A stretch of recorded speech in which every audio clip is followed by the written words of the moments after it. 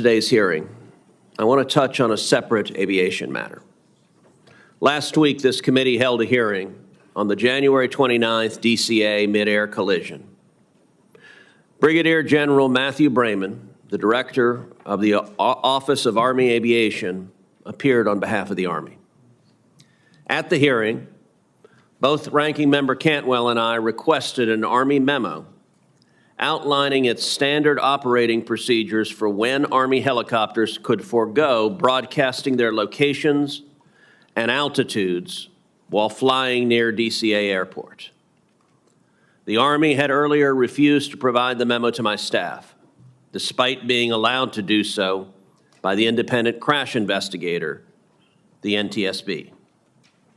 Given the opportunity to be transparent, the Army again refused to commit to providing the memo, which is entitled Automatic Dependent Broadcast Surveillance, or ADSB, Out, Off Operations in the National Airspace.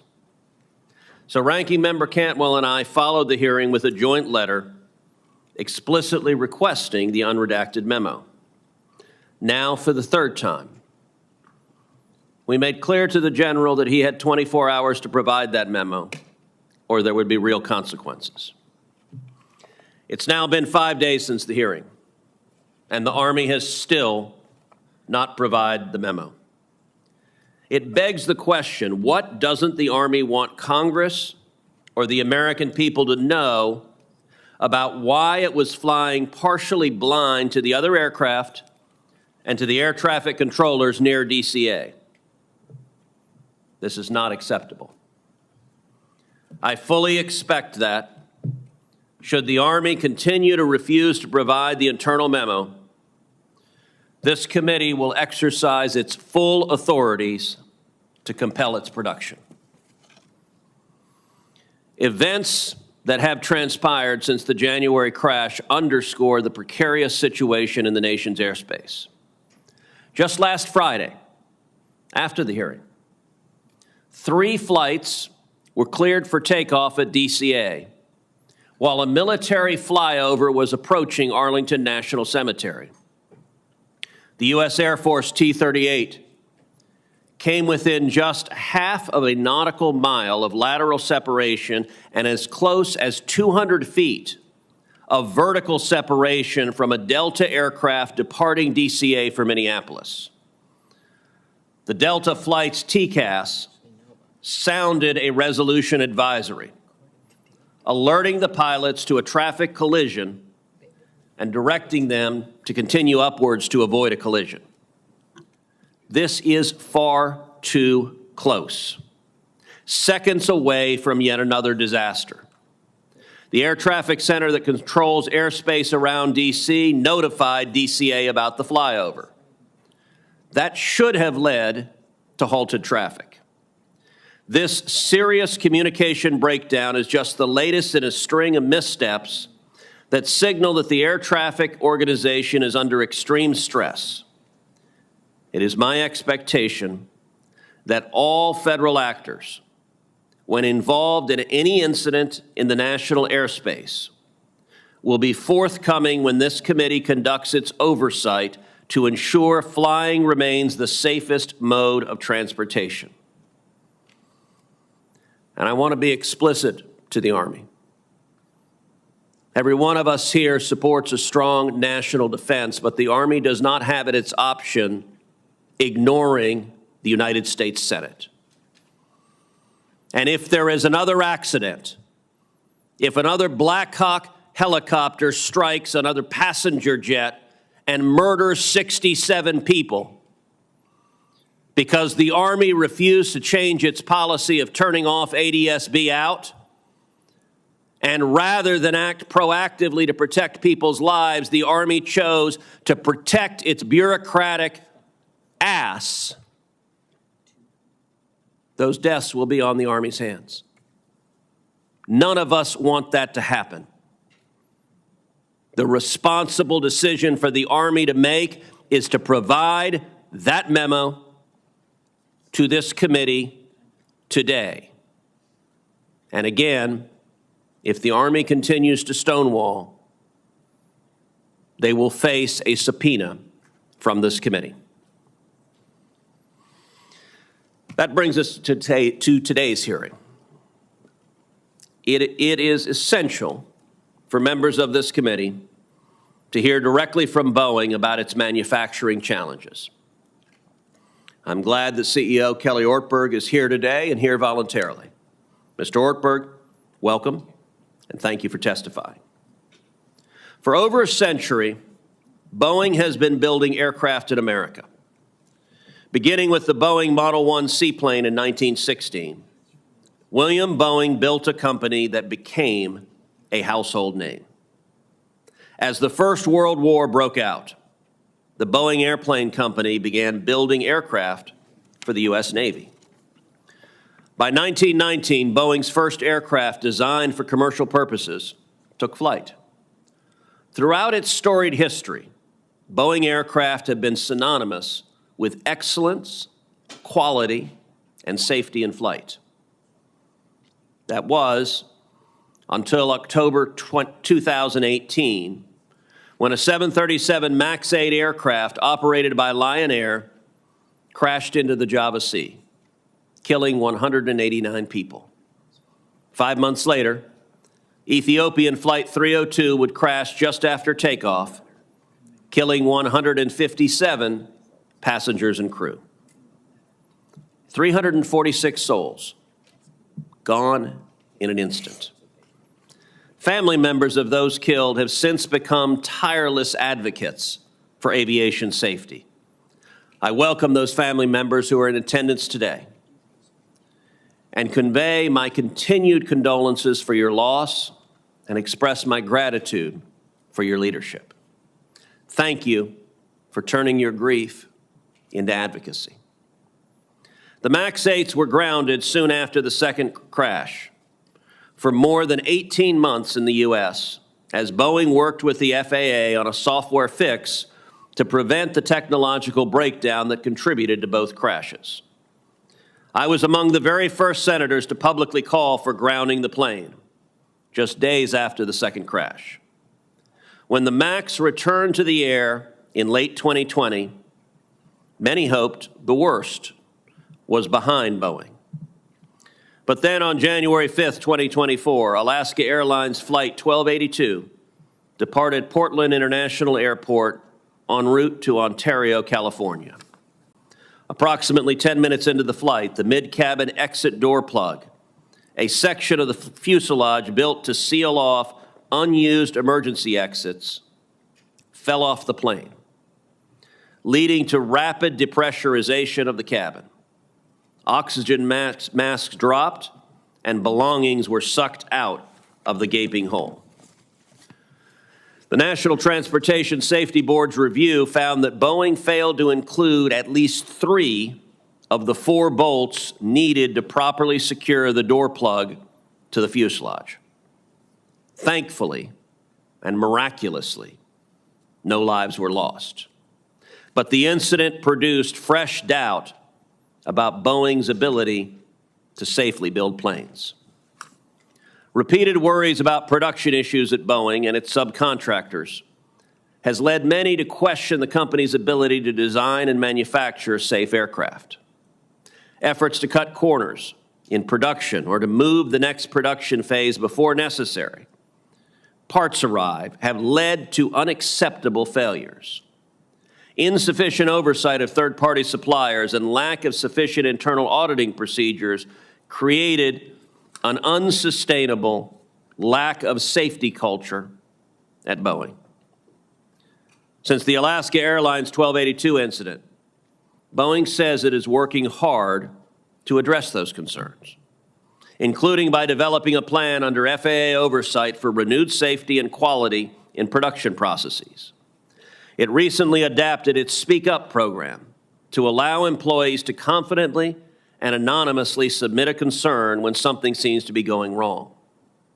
While the culture will not change overnight, Boeing must continue its work with the FAA to bring safety and quality back fully to its production processes. The FAA has been evaluating key performance indicators, or KPIs, to track Boeing's progress on key metrics. From discussions with the FAA and Boeing, I am told the company is progressing well and is on track to simplify needlessly complex processes, identify points of weakness, reduce deficiencies, and ultimately improve safety. But these conversations alone will not be the proper reassurance. This committee today wants to hear what specific and concrete actions Boeing has taken to fix the problems. How is Boeing progressing in its KPIs? What changes has it implemented to ensure a strong safety culture? And how has Boeing adapted its quality management system? We want to hear these answers not just from the company's CEOs, but from the company's managers, engineers, and machinists. I know the workers at Boeing desperately want their company to succeed too. So to those at Boeing facilities who are watching, consider my door open to hearing directly from you how you believe Boeing is turning a corner and fixing what went wrong. President Trump is taking great strides to bring back American manufacturing. I very much hope that Boeing is part of that renaissance. I want Boeing to remain a beacon of American excellence in manufacturing. Our country is better off economically, our aviation system is safer, and our nation is stronger when Boeing is stronger. I now turn to Ranking Member Cantwell for her opening statement. Mr. Chairman, can I have a moment, please? Did you receive The committee will come to order. The committee will come to order, and you will be removed if you disrupt the proceedings again. Mr. Chairman, first, before we begin on the point of today's hearing, I too want to join you in our request to asking the Department of Defense to give us information regarding the ADBS issue and the recent near collision, but obviously the tragic accident that happened with a CRJ and a Black Hawk helicopter. The fact that the military asked for an exemption, and in the granting of that exemption with the FAA, made it seem as if that was going to be a rare exemption used only infrequently, to later only find out that it had issued a statement to Congresswoman from the D.C. area, Eleanor Holmes Norton, that it was basically turning off ADBS 100% of the time. And I think that our FAA acting administrator shed some light on this, but certainly not enough. And I agree with you. We need to have the answers, information that has been presented to the National Transportation Safety Board. That information has to inform us as to this interaction between transportation corridors that are vital to protect for the public safety and what the Department of Defense is using the DC airspace for today, and what are those safeguards. So I will work with you to get the answers that we need from the Air Force. Thank you for holding this important hearing. Welcome, Mr. Ortberg. Thank you for being here. I also want to acknowledge the families that are here. As the chairman said, you have been playing a critical role in aviation safety. People like Nadia Milleron or Javier De Luis, who was an active member of the expert panel, have channeled their unimaginable grief into very positive, purposeful actions for the flying public. And I want to also acknowledge the brave whistleblowers who come forward at great personal risk to themselves to speak about the truth on quality and safety that are so important and so instrumental. I know, Mr. Ortberg, the families are very worried about the company's renegotiation of a plea agreement and the corporate monitoring, and maybe we'll have a chance to talk about that today. We're here today, though, Mr. Ortberg, to see if Boeing and your new leadership are making the fundamental changes that we would like to see to return the trust and the Boeing company, to that iconic manufacturer. I think that for many decades, as the chairman mentioned, thank you for mentioning all of that history that includes much success in the state of Washington, the company was the pinnacle of manufacturing success.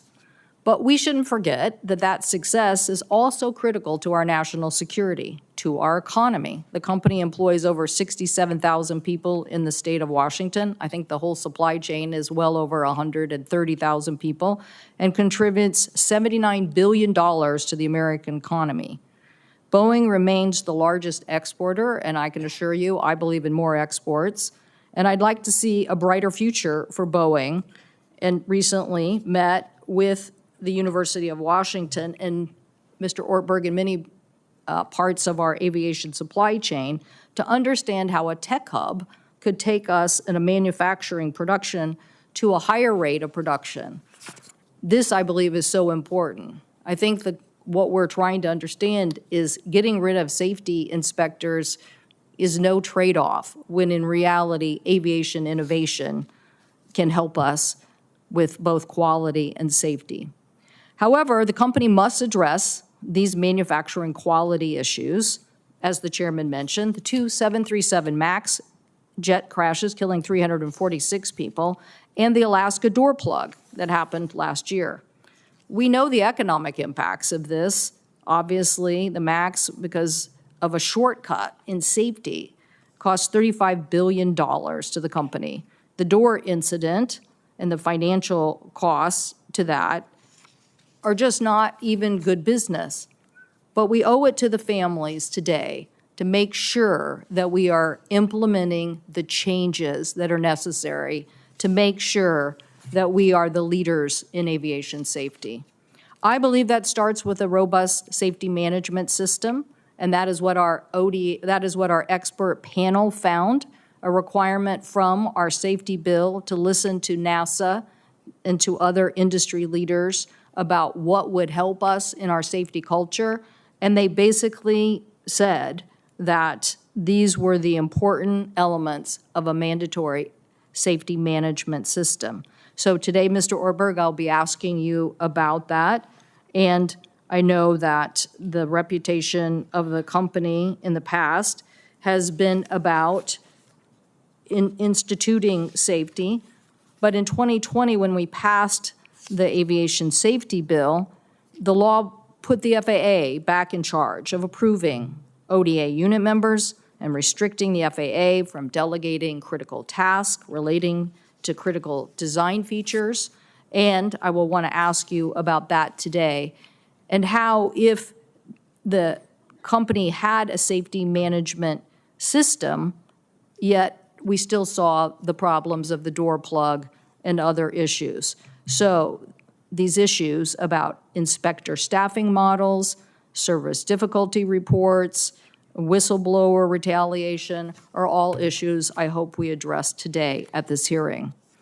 This country needs a strong FAA to do its oversight job. The Boeing organizational design authorization that is expiring soon will need to be reauthorized, will need to be pushed through by the FAA. The last Federal Aviation Administration Boeing Aviation Safety Oversight Office leader, Ian Whan, decided to give an extension for 3 years, hoping that Boeing would make and show progress on that oversight authority before issuing a longer ODA. So we would love to hear about that today, whether the standards laid out in Ian Whan's oversight are being met at the Boeing company. The FAA needs to continue to play that strong oversight role, and the FAA needs to keep pace with technology.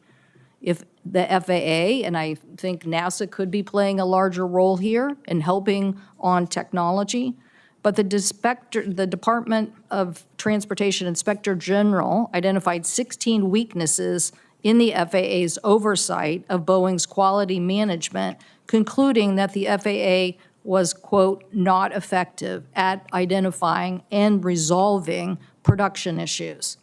And this was despite conducting over 300 audits at Boeing in a 3-year period of time. And yet the FAA wasn't able to detect these critical manufacturing deficits. The issue of the verification optimization program that was to literally basically replace quality inspectors with mechanic self-inspection, I think was the wrong approach. And the airworthiness standards for both the MAX 7 and MAX 10, instead of the design fixes, there were many issues that the Inspector General found were shortcomings. So we as a nation want to be the leader in aviation. We have to be the leader in aviation safety. Mr. Ortberg, you need to channel Bill Boeing.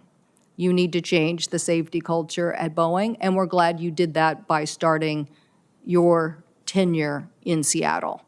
That matters, and that oversight matters in helping us resume the leadership position in aviation. So I look forward to your testimony this morning, those critical steps that the company is taking to restore the safety culture and the manufacturing excellence so our country can again be the leader in aviation and aviation safety. Thank you, Mr. Chairman. Thank you, Ranking Member Cantwell. Joining us today now is Mr. Kelly Ortberg, the President and Chief Executive Officer of the Boeing Company. Mr. Ortberg joined Boeing in this role in August of 2024, bringing with him over 35 years of experience in the aerospace industry. Mr. Ortberg, you are recognized for your opening statement.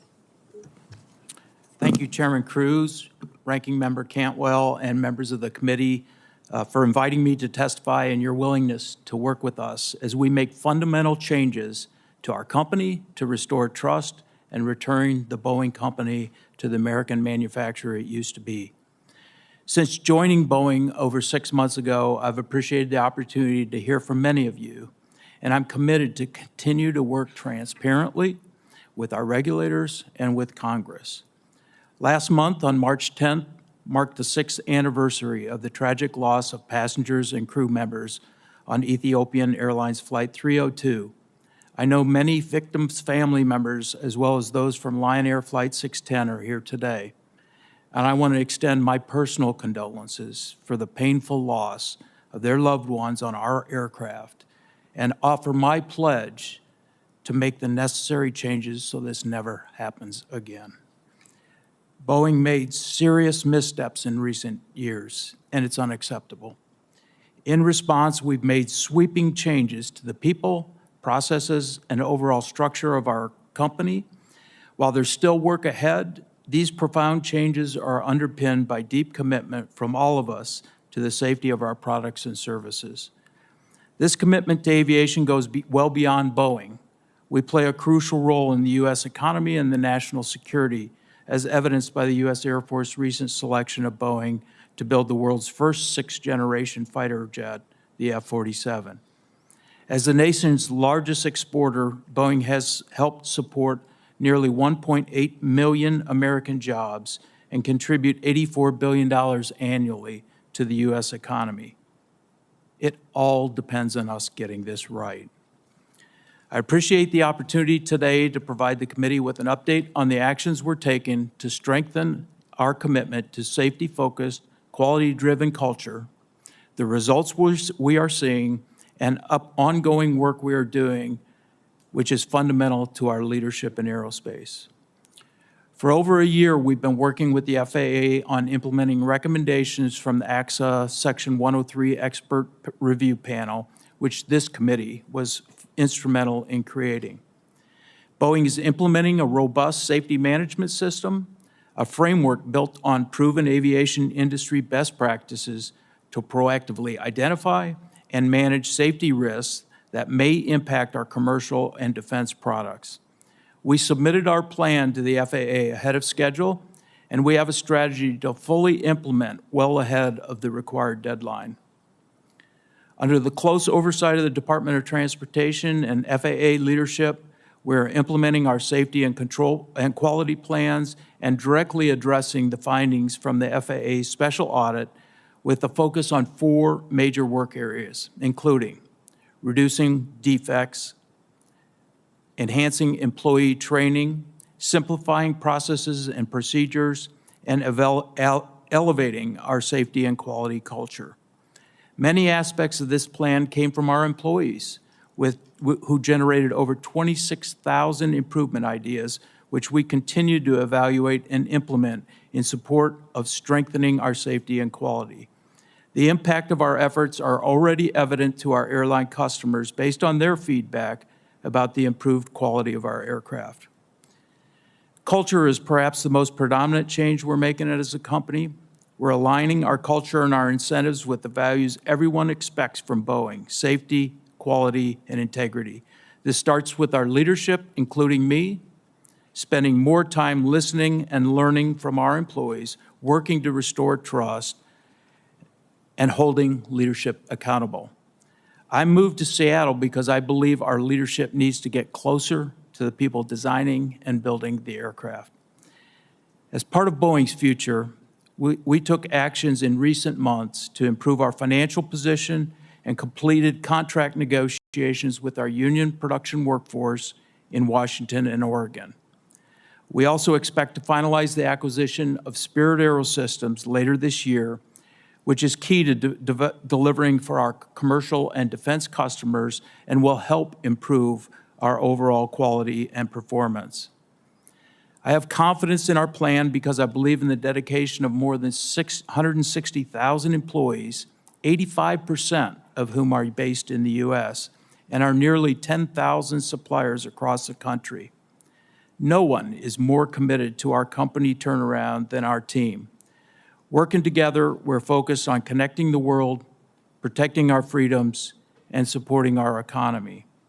And in closing, I want to reiterate my thanks to Chairman Cruz, Ranking Member Cantwell, and members of the committee, and I look forward to taking your questions. Thank you. Thank you, Mr. Ortberg. Let me start with just a simple question, which is, can travelers trust Boeing? 346 people died in the 2 737 MAX 8 crashes. We are extremely fortunate that no one died in the door plug incident. Since 2018, Boeing's mistakes have caused many people to question whether Boeing is still capable of making safe aircraft. Mr. Ortberg, what can you say here to the millions who will board a Boeing plane this year, to the millions who will put their children on the plane? I suspect every member of this panel, fly Boeing planes every single week. What can you say to the flying public as to why they should trust that a Boeing plane is safe? Senator, the Boeing aircraft, 737 MAX airplanes take off and land every 2 seconds of the day, safely take off and land every 2 seconds of the day. I'm not denying the horrible incidents that you've outlined. We need to take immediate action, and we are taking action to make sure those accidents never happen again. My family flies on those aircraft as well, and it's critically important that we rebuild trust. And the only way we're going to do that is by building high-quality airplanes, having the metrics out of our quality system that show that we're making improvements. And I want everybody to know the entire Boeing team is absolutely committed to building the highest quality aircraft in the world. Air traffic is the safest mode of transportation, and we need to continue and continue to find and learn if there's incidences so that these don't turn into tragic accidents in the future. As I mentioned, the NTSB's investigation of the Alaska Airlines door plug incident revealed that it was caused by manufacturing errors at Boeing. Mr. Ortberg, you joined Boeing more than 7 months after the door plug incident. What went wrong with the door plug, and what specifically has Boeing done to correct this safety lapse? Senator, first of all, it's unacceptable that an aircraft left our factory without that door plug properly installed. And let me just make that perfectly clear. That can never happen again. One of the things, there's currently an NTSB investigation, as you're aware on that. We're not waiting for the NTSB to finish their investigation. We've taken immediate action. One of the first actions was to work with our airline customers and the FAA to go inspect all the aircraft out in the field. And we've done that and ensured that there are no other incidences of a door plug not being installed properly in the field. The second thing that we did is we found that the proper paperwork was not completed when the door plug was removed in our factory. We've gone through extensive retraining of our workforce to make sure they understand that violated our policy and that they have to complete the proper paperwork. We've eliminated or reduced the number of people who can actually do the modifications for the door plug so that in the future we have fewer people that are allowed to even touch and remove the door plugs. In addition, one of the contributing factors is we identified that the door plug needed to be removed in order to do some repairs on the aircraft that were a result of defects in the fuselage. Those defects come from our fuselage supplier from Spirit Aerosystems in Wichita. The airplane moved down our factory line too far after we identified those defects, which contributed to the risk the risk of the door plug not being properly installed. So we have made changes to our process, pushed all those defects back up to Spirit Aerosystems, so we're not bringing those into our factories. And so far, sir, we've seen a 56% reduction in defects coming out of Spirit, so that's going to help us significantly. We've also implemented a move-ready safety process, so the airplane cannot move down the production floor if equipment is not installed or rework has not been accomplished. If the aircraft has equipment not installed, we go through a safety risk assessment and look at the risk of moving the aircraft, and we've done that 800 times, and I can tell you of the 800 times, 200 times we've not moved the aircraft. We've held the aircraft because moving it would incur risk to the production system. And we've also seen a 50% reduction in work that has traveled down the factory floor. We continue to work in improving those numbers. Those are one of the KPI indicators that we're using with the FAA. So we've made drastic changes to our internal process to ensure that this will never happen again. Okay, final question. I'm sure you're aware that whistleblowers and others, including Ethiopian authorities, have suggested manufacturing errors, particularly with electrical wiring, contributed to the MAX crashes. Mr. Ortberg, is this an issue you've discussed with Boeing employees since joining the company? And if so, what is your opinion on whether there were also manufacturing defects that may have led to the sensor defect?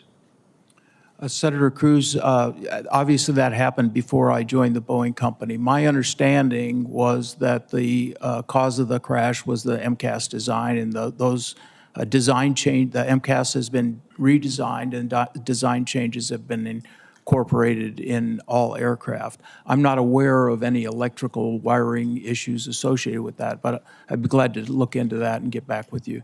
So just to be clear, your testimony is you have not had conversations with Boeing employees about whether there were electrical issues that also contributed to that crash? Not specifically, no. Okay, thank you. Ranking Member Cantwell.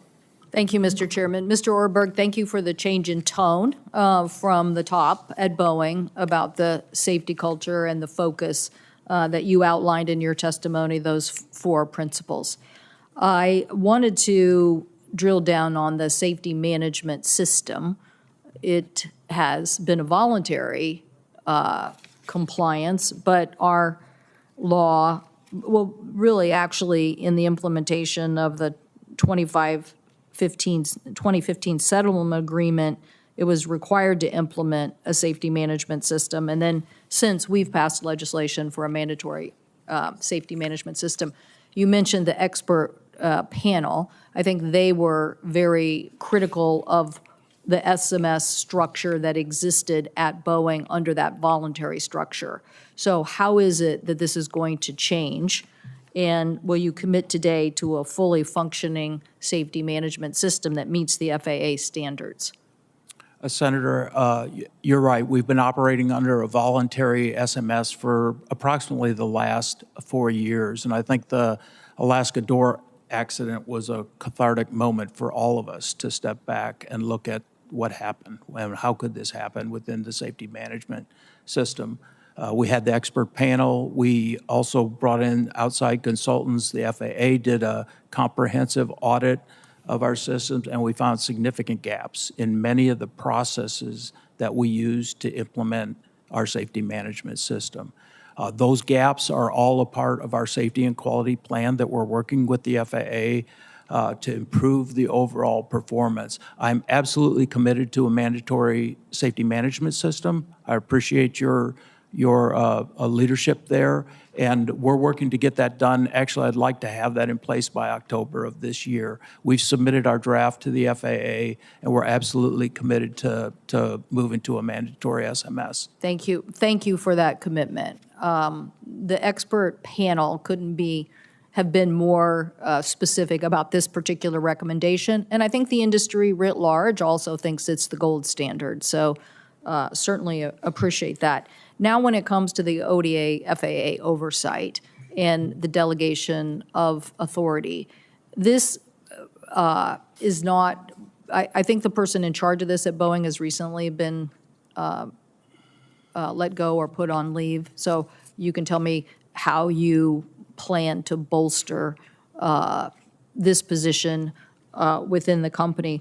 But when you look at the issues like the MAX anti-icing system issue and the 737 rudder actuator, and these are issues that have been, the subject of, much investigation. In one instance, my colleague who's not here yet, she and I joined a letter asking, for this issue to be addressed and not delayed. So I think the committee is getting a big sense that the NTSB makes recommendations, the FAA kind of ignores them, and then it takes a long time for them to be addressed. And what we're trying to understand is in the ODA process, what structure and oversight, before we hear from the FAA on this point, what do you think about these incidents not being addressed in the oversight process, like the anti-icing system and the rudder issue?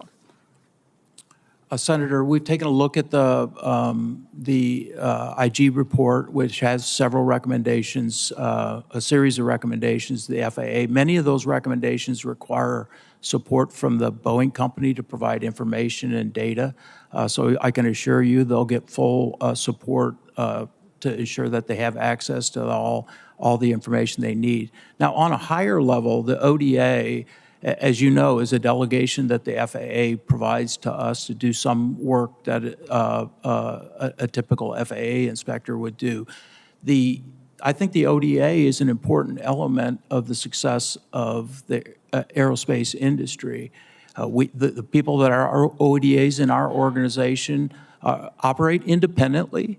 They operate on behalf of the FAA.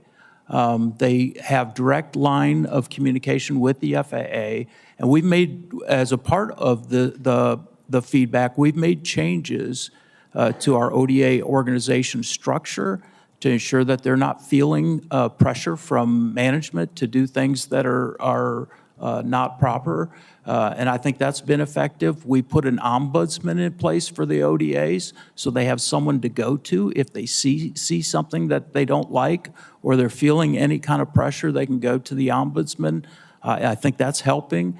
And we also survey them to continue to ask them, do they feel undue pressure from management or undue oversight from management to do their jobs. I see that my time is expiring now. I just want to get in this point. You're committing to fix those flaws that I just mentioned, and you. We can come back to this maybe in a second round, but what are you doing to fix the design and manufacturing defects so that they're not submitted to begin with to the FAA?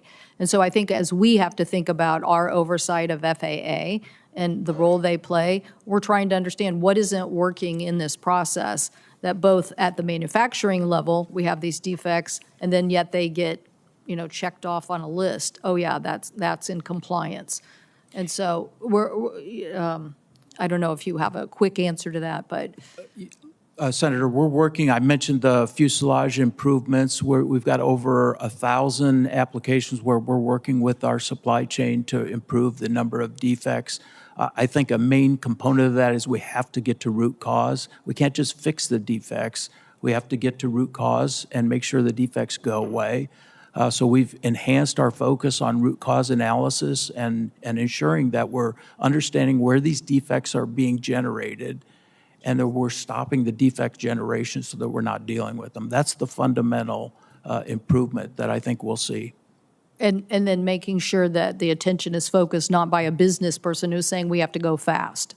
Yeah, look, I want to be clear. I've not provided financial guidance to Wall Street for the performance of the company. I've not provided guidance on how many aircraft we're going to deliver. I've gone and gotten financial coverage so that we can allow our production system to heal. I'm not pressuring the team to go fast. I'm pressuring the team to do it right. Thank you. That's the most important thing we can do at this point. I agree. Thank you so much, Mr. Chairman. Thank you. Thank you. Senator Fisher.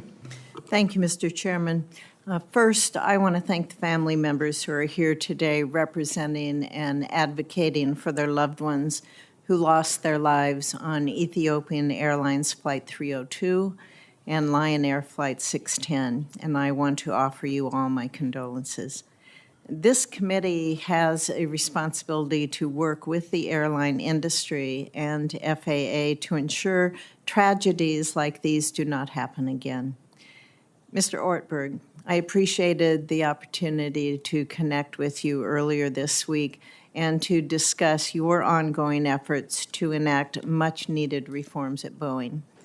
In our prior conversation, we discussed some of the more challenging aspects of implementing Boeing's safety and quality plan.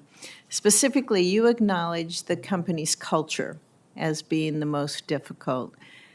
While I can appreciate the difficulty in reforming long-standing cultural challenges to a corporation as large as yours, and while I agree that it needs to be addressed, that is a long-term change, and it does not necessarily produce immediate results. So in the interim, as you look to instill confidence with the flying public, what challenges and success has Boeing had in enacting that safety and quality plan and meeting the 6 key performance indicators that are outlined in that plan? Yes, so as you mentioned, Senator, the safety and quality plan has a series of tasks to improve our safety and quality, but we also have metrics that we're using to actually measure are those tasks actually generating the results that we want. Those 6 metrics have control limits with them, what's acceptable, what's unacceptable. We monitor those on a regular basis. These are metrics that we share with the FAA. It's on a digital dashboard. They can look at it at any time, and they do. And we look at both trends. How are those metrics performing day on, day on, day on? And what does the trend look like?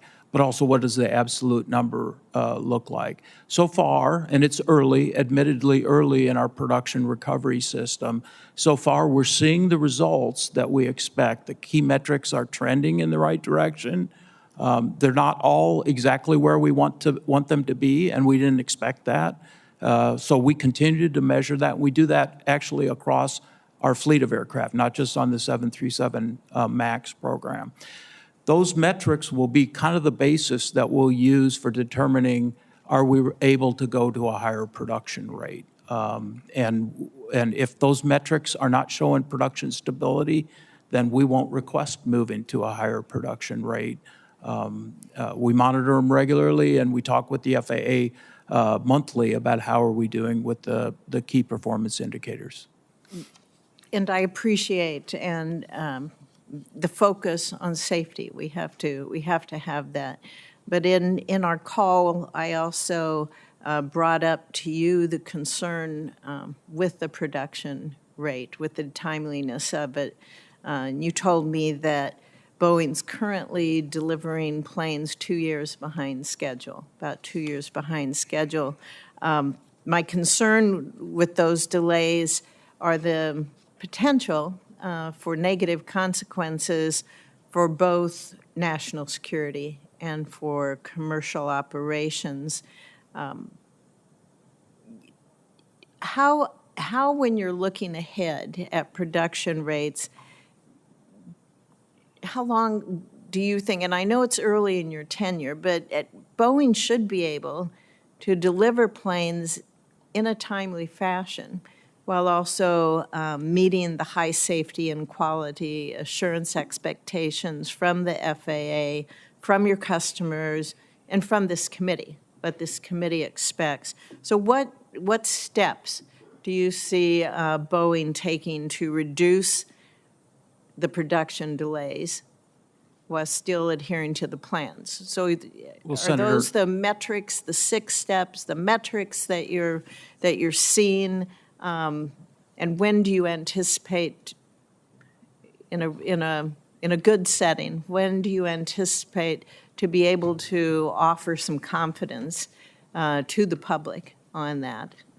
So, Senator, just to be very clear, we won't ramp up production if the performance isn't indicating a stable production system. We'll continue to work on getting to a stable system. So I have not provided a date as to when we're going to get up to a 38 a month rate. I suspect it'll be sometime this year. I'm hopeful that that's where the production rates or the production stability allows us to go. I will tell you, I've talked to almost all of our airline customers, and they know they're frustrated with us because we're late, as you point out, on aircraft delivery, but they also know that we've got to do this right. And I can tell you, I've got 100% support from them to do it right. I'm not going to push to get the aircraft and end up in having additional issues. Get it right. We'll be patient with you. And, you know, the good news is that our customers have stuck with us, and I expect that they will. And once we get the production system stable, we'll move up in production rate. I don't think we'll ever get to where we recover to all those deliveries. I don't think we'll ever get to a rate where people have their airplanes all when they originally ordered them. But I think our customers understand that, and they're working with us. And we want you to be successful. Thank you. Thank you. Thank you. Senator Klobuchar. Well, thank you much, Chairman. I just want to start by expressing my deepest sympathies and appreciation to those who are here today who lost loved ones. We just lost a Minnesotan, Wendy Jo Schaefer, in the tragic midair collision in Washington, D.C. And my thoughts are with all of you, and I hope we can make this better. As Chair Cruz noted in his opening statement, there was a recent close call unrelated to Boeing involving a Delta jet that was filled with Minnesotans, including a member of my staff, that came within 500 feet of a military plane. I actually talked to the DOD over the weekend, Mr. Chairman, and they have assured me this is going to be an immediate FAA investigation. From what I understand, this was not about the airline, and we have to figure out what went wrong here. So my questions of you, Mr. Ortberg, thank you for being here. In your testimony, you discussed the efforts to elevate Boeing's safety and quality culture and how you have engaged workers in the process, generating 26,000 improvement ideas from employees. Could you talk about how you have what work you've done on open communications, and how are you ensuring that employees continue to speak out on issues when they see them? Thank you, Senator. The culture change and allowing people to speak up is critically important to me, and I think to the success of the long term of the Boeing company. We've made significant changes in in our business processes to get people, as I mentioned, closer to the people building and designing the aircraft. We've initiated a culture change process within the company, which, again, I believe culture starts with the values and behaviors at the top, the leadership. We need to walk the talk, and people need to see that in the organization. We're putting those values and behaviors into our performance management system so that people are evaluated and their annual performance is determined based on how they exhibit those values and behaviors. We're putting it in our training programs so that we're training our leaders. We're also making leadership selection decisions based on how do these people exhibit the behaviors in the company. Okay, thanks. Go ahead. You have one more thing.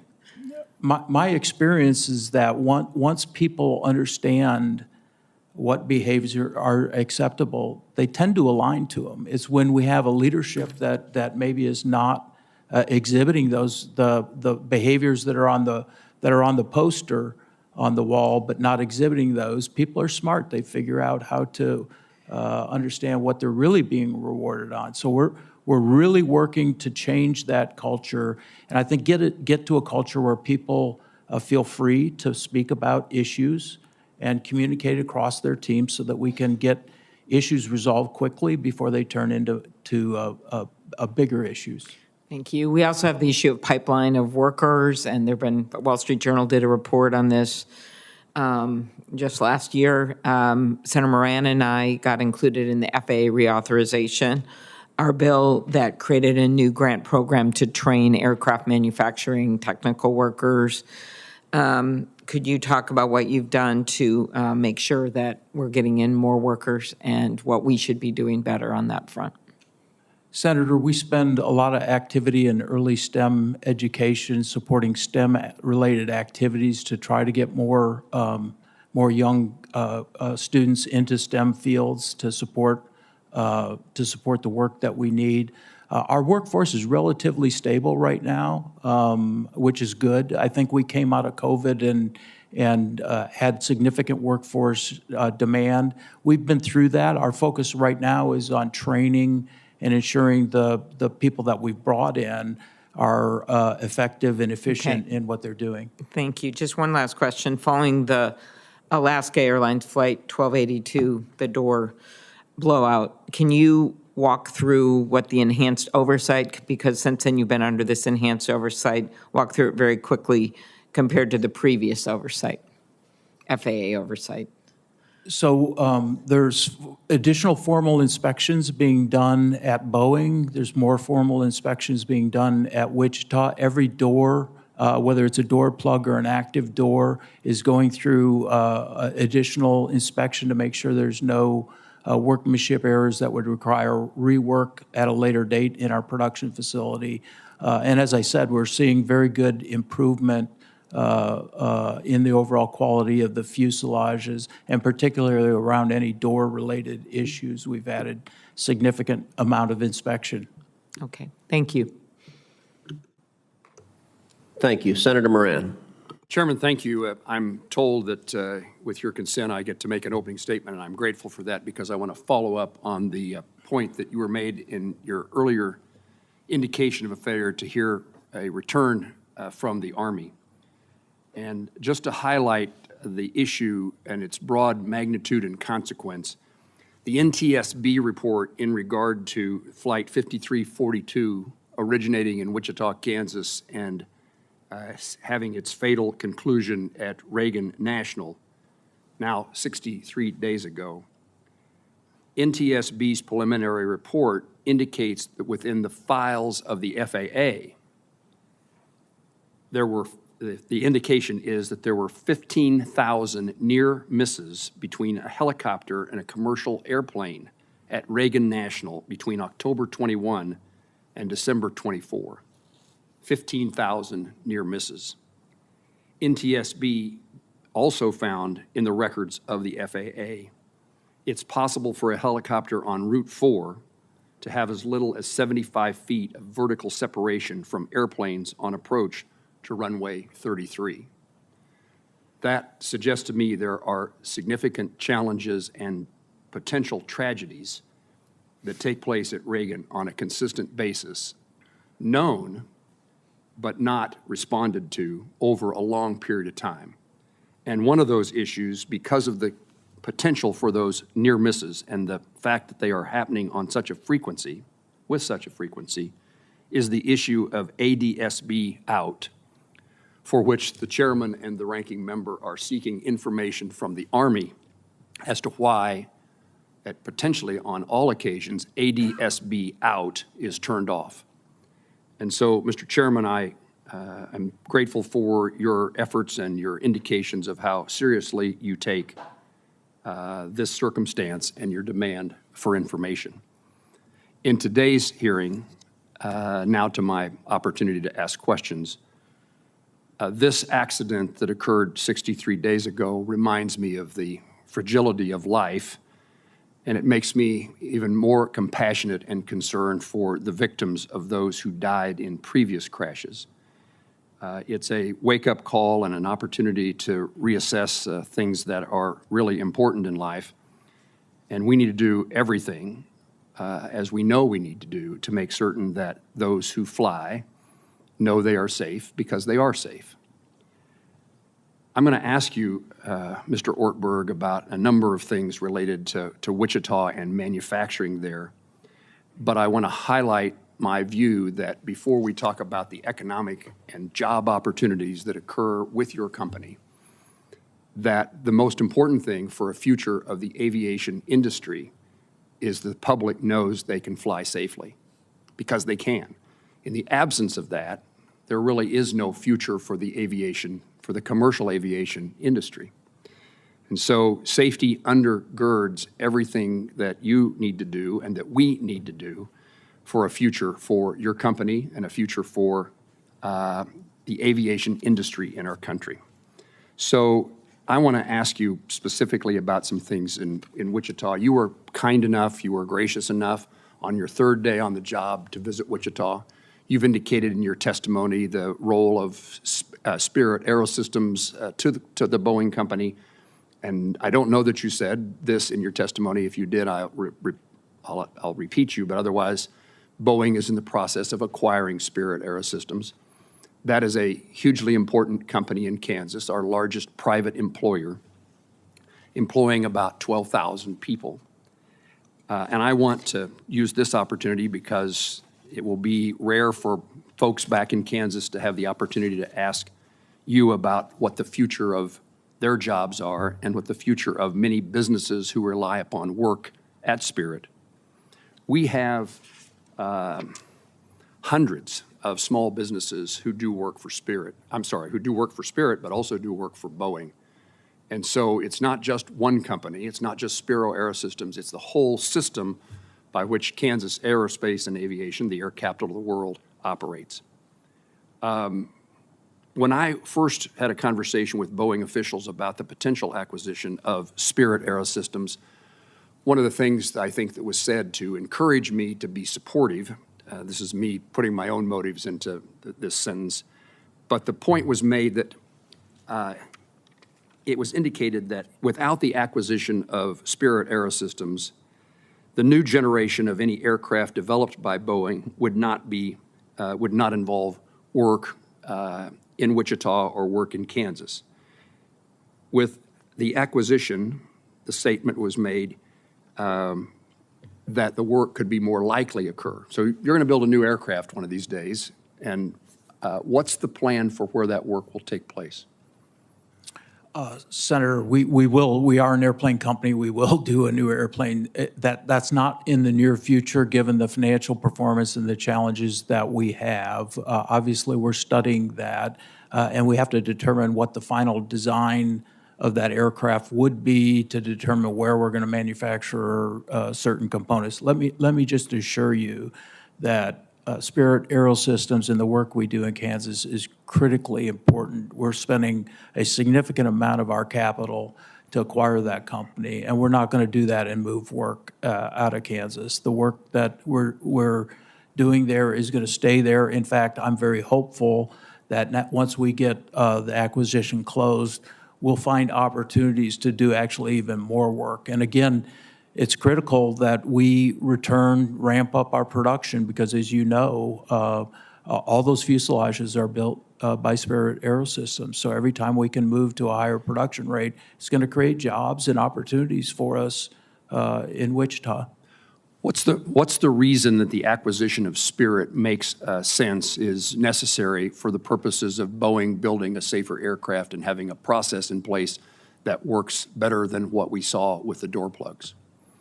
Senator, we really believe that being able to focus the organization and integrate it within our commercial production system as a one integrated organization will help us be more efficient and will help improve the overall quality and performance of the fuselages that we're getting from Spirit. Now, as you know, it's not just 737 fuselages. We also have defense-related activity. And I'm also excited about the opportunities to couple that with our defense business to grow the work that we're doing there. There's great people in Wichita. You and I had an opportunity to go meet with them. There's great development of the workforce going on for future employees in Wichita. It's a great opportunity for us to exploit that workforce and build more products in Wichita. Mr. Ortberg, you surprised me by bringing up the topic of defense work. I was going to forego that this morning because on every occasion you and I have had that conversation because I insisted on it. You voluntarily brought it up, and I'm appreciative that it causes me to then ask this question. First of all, congratulations to Boeing on its successful Air Force contract with the F-47 in GAD. What can I expect in regard to work in Kansas that would help fulfill that contract? Senator, I can't answer that right now. I'm headed to, after this hearing, I'm headed to St. Louis to talk with my team. There's clear security classifications that I need to understand exactly what that answer is. I'll get back with you on that, if you will. I look forward to having that conversation again. Thank you very much. Thank you. Thank you. Senator Duckworth. Thank you, Mr. Chairman. Again, thank you, Mr. Ortberg, for meeting with me a couple of weeks ago on a January earnings call, and this is to touch on some of the questions you've been asked, but I think it's important to clarify. On a January earnings call, you told investors that you wanted to get through the production cap of 38 jets per month and ultimately reach a production of 42 per month by sometime this year.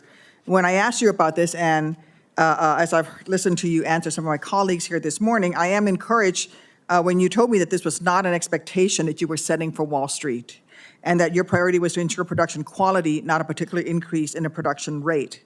Can you assure this committee that you have not set a 737 MAX production goal for this year, and that neither Boeing's directors nor its other senior management are under pressure to reach a particular production rate by the end of this year? Senator, we have an internal plan. We have to have an internal plan to allocate our financial resources. So we have an internal plan that has an assumption on the number of aircraft, but we have not committed that plan externally. Normally, airplane manufacturers put out a number of aircraft that they will deliver, and then they march to that throughout the year. We are not doing that. We're not putting out either the financial component or the number of aircraft we'll produce. I have said what I've said here today, which is I do hope that we move move above 38 per month this year, sometime later this year. When that happens is when these KPIs indicate we're ready to do that. And obviously, we have to have the FAA oversight, and the FAA essentially makes a decision as to whether they approve our ability to move beyond that rate. In light of that internal plan, can you assure this committee that neither you yourself nor any other board member or senior manager at Boeing has a financial incentive tied to an increase in production rate? We have, Senator, we have a incentive plan that's based on the overall performance of the company. If we produce higher airplanes, that will result in higher performance. So it's indirectly, but we don't have a specific number tied to that, and nor have I communicated a specific number to the employees in the company. So the employees are not marching to a particular airplane production rate. But if the production rate increases, there is financial incentives for yourself and other board members and senior managers. Our annual incentive plan has sales, profit, the normal financial measures, and obviously the more airplanes we deliver, the higher those numbers would be. Okay. I want to go to the delegation of inspection authority, a discussion that has already happened today. In October, the DOT's Inspector General found FAA's oversight of Boeing production was not effective. The FAA's oversight was so bad that the IG issued 6 separate recommendations to the FAA to fix its process. There were many terrible findings in the report, but one of the most shocking was that shortly before the door plug blowout, individuals within the FAA wanted to delegate airplane airworthiness inspection authority back to Boeing. Even worse, these individuals at FAA wanted to do this without any criteria by which to assess whether Boeing could be trusted to properly carry out these inspections. It isn't just unacceptable, it's a total dereliction of duty on the part of the FAA. Prior to the 737 MAX crashes and production problems with the 787, FAA allowed Boeing to self-inspect their aircraft to ensure they conform to the FAA-approved type design. However, in the wake of the MAX crashes, we learned that Boeing had abused this authority. Boeing had knowingly and repeatedly produced 737 MAX aircraft with non-functioning angle of attack disagree alerts in blatant violation of the plane's approved type design. And I believe strongly that FAA must not delegate inspection authority back to Boeing until, at a minimum, FAA fixes its own ineffective oversight of Boeing's productions. Mr. Ortberg, will you commit to not seeking and not accepting delegation of airworthiness inspection authority from the FAA until the FAA has implemented all 16 recommendations from the October Inspector General report? Senator Duckworth, what I can commit to is that we are working transparently with the FAA and will support by providing them whatever information they need from the Boeing company to address the IG report. Those recommendations were specific to the FAA, so I'd have to defer to them in terms of their plans relative to implementing those recommendations. That's not what I'm asking you. It is up to the FAA to determine if delegation is permissible, but it will be up to Boeing to decide whether to accept that delegation of that responsibility. You're trying to restore Boeing's reputation. I don't see how it would help that effort for Boeing to return to inspecting its own airplanes for federal compliance while the FAA's oversight process is still broken. That would just look like Boeing is taking advantage of a hobbled regulator. Will you commit to not seeking and not accepting redelegation until FAA fixes its oversight by implementing all of the IG inspectors' recommendations? Senator, again, we have to work very closely with the FAA. They're our regulator. They provide the oversight and direction, and so I can't commit to that. Why not? If they came to you right now and say, we want to give you inspection authority back today, would you accept it? Only if that made sense relative to performing the tasks and the overall safety of the aircraft. We would not sacrifice safety of the aircraft by asking for delegation. I'm asking you to commit to not accepting it until the process has been fixed. So you would accept it back? Senator, delegation is a very important part of our business process and how we interact with the FAA. So we have to continue to go forward with delegation. We are committed to make improvements where needs have been identified. But you have a track record of abusing that self-inspecting authority. And you've already said that you and senior managers and board members would make more money if you can put more aircraft out. I think that it is not appropriate this time for you to accept that delegation of authority should it be offered to you by the FAA before the FAA has met all 16 of the IG's recommendations on how to fix the inspection system. Thank you. Senator Blackburn. Thank you, Mr. Chairman. Mr. Ortberg, thank you for being with us today. I think that listening to this today, it made me think of Secretary Duffy's remarks that it was time for you all to have some tough love.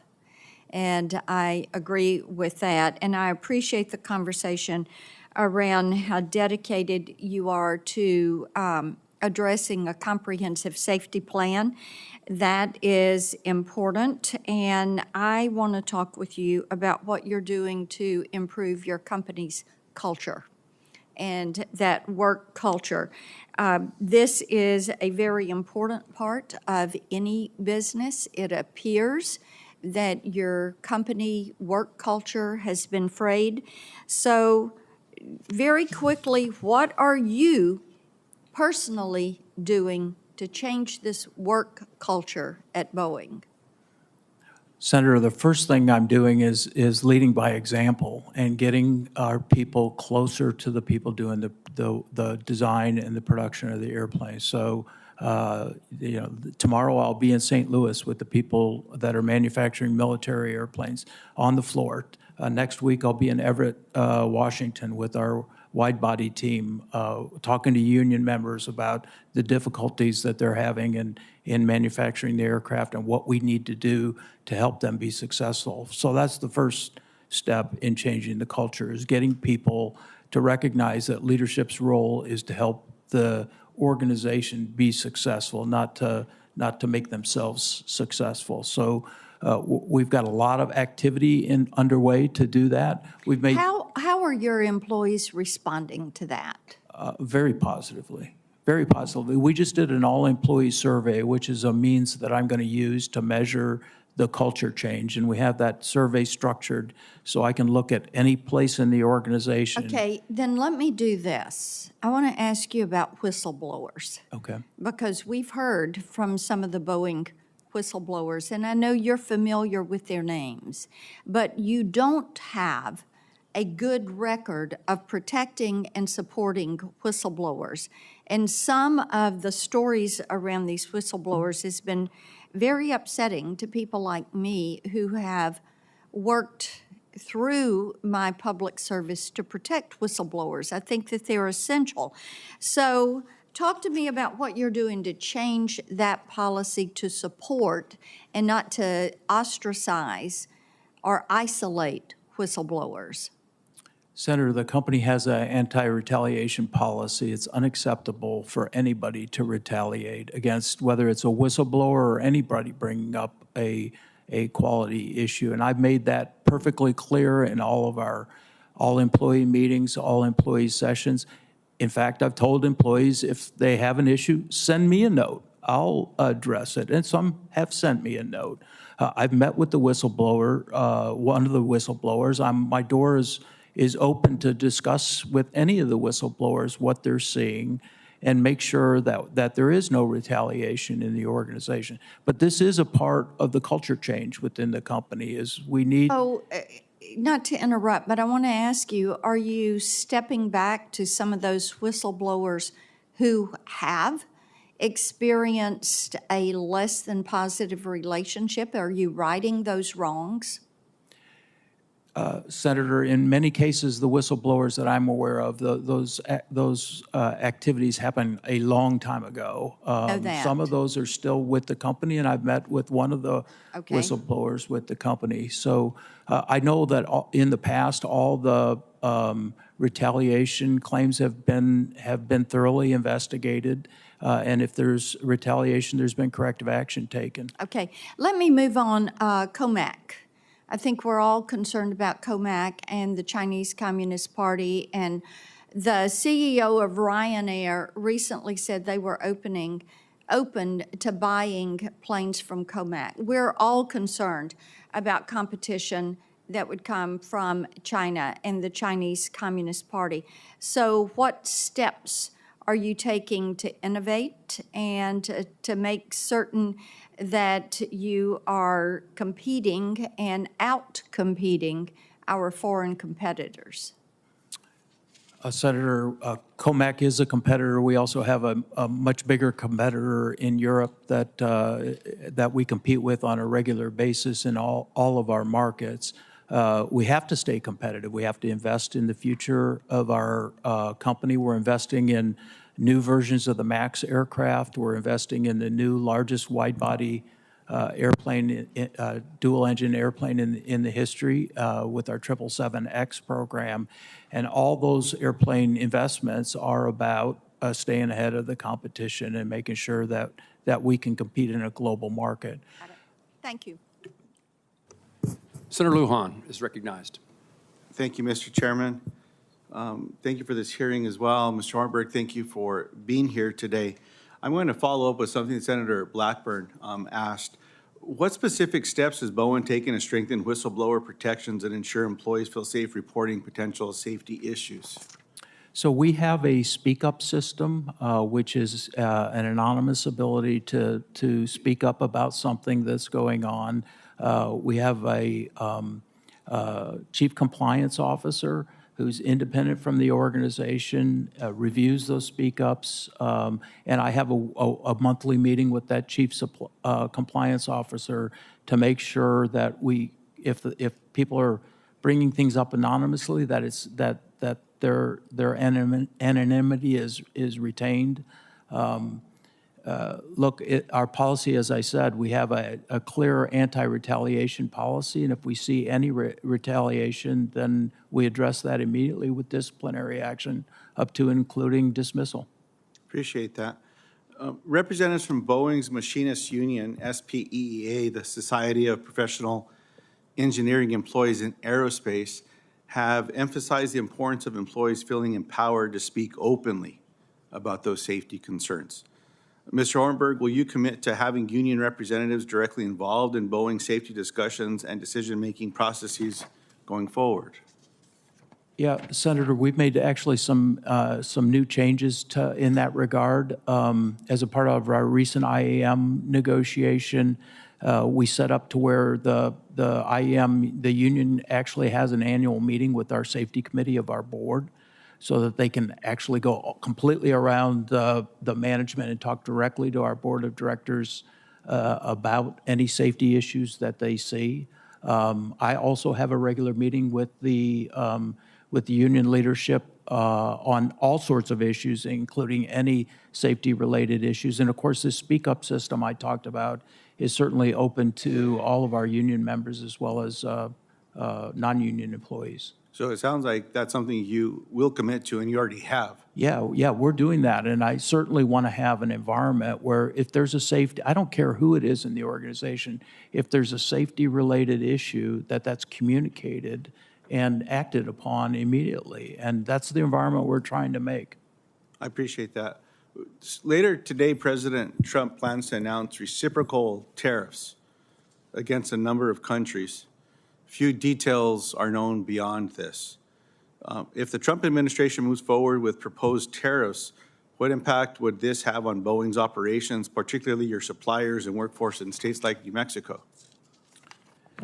Well, Senator, a little bit of the answer to that is it depends on what the tariffs are, and I obviously don't know that, so I'll be watching this afternoon as that's announced. That's important to us. But I will say that 80% of the airplanes we deliver, the commercial airplanes we deliver, are outside of the United States. So free trade is very important to us. And 80% of the content of those airplanes, it comes out of the United States. So we really are the ideal kind of an export company where we're outselling internationally. It's creating U.S. jobs, long-term, high-value U.S. jobs. So it's important that we continue to have access to that market and that we don't get in a situation where certain markets become closed to us. Appreciate that. Where does Boeing see the most significant growth opportunities over the next decade, and how will Boeing ensure that its safety and quality management practices keep pace with your ambitions?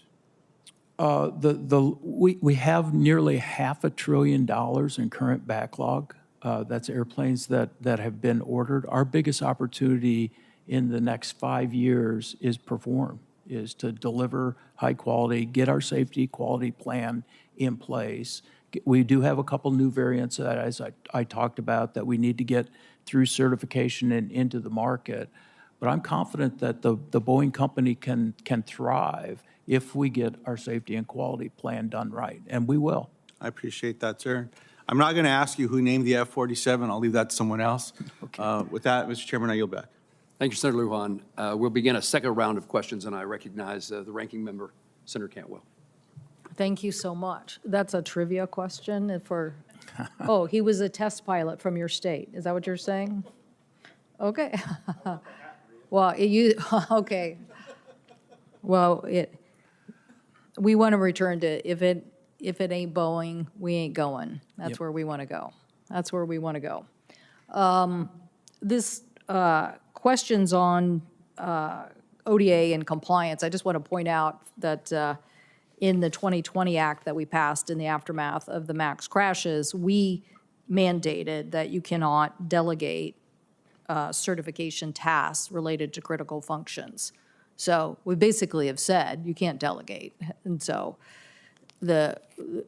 I understand my colleague's question, but and it's an important one, but in reality, we decided as a committee, we're not allowing the delegation of critical functions anymore because the MCAS system was a critical change, and it was something the FAA missed. In addition to the company missing it, the FAA didn't understand. And we don't think that we believe in redundancy in a lot of different areas, and redundancy in this case of the FAA doing its job and understanding what's being proposed. So those critical features can't be delegated. And so the FAA has to do its job. And so I think in the next time we get, we have a nominee now for an FAA administrator. These will be very relevant questions for them on their strategy, but we will be asking them how they're going to have the workforce, the technological expertise,